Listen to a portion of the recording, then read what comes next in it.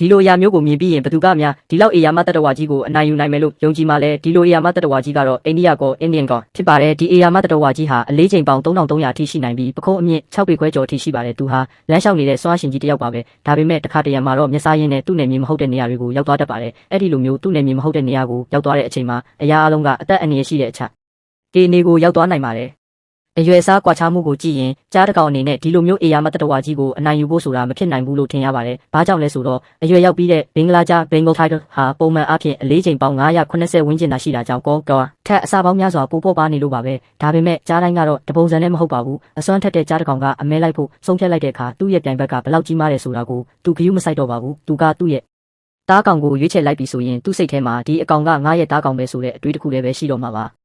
တကယ်လို့သူ့ရဲ့ခွန်အားတွေကိုအကုန်သုံးပြီးသူ့ရဲ့အသက်ကိုတောင်ရင်းရမယ်ဆိုရင်တောင်ကြားကတိုက်ပွဲပြီးဆုံးတဲ့အထိဆက်လက်တိုက်ခိုက်နေမှာပါအန်ဩစရာကောင်းတာကတမိုင်းကြောင်အရာကြည့်မယ်ဆိုရင်တောင်အေယာမတတဝါကြီးတွေဆိုတာတားရဲ့တိရစ္ဆာန်တွေရဲ့ဘရင်အတွက်မဖြစ်နိုင်ဘူးဆိုတာမရှိဘူးဆိုတာကိုပြသနေပါတယ်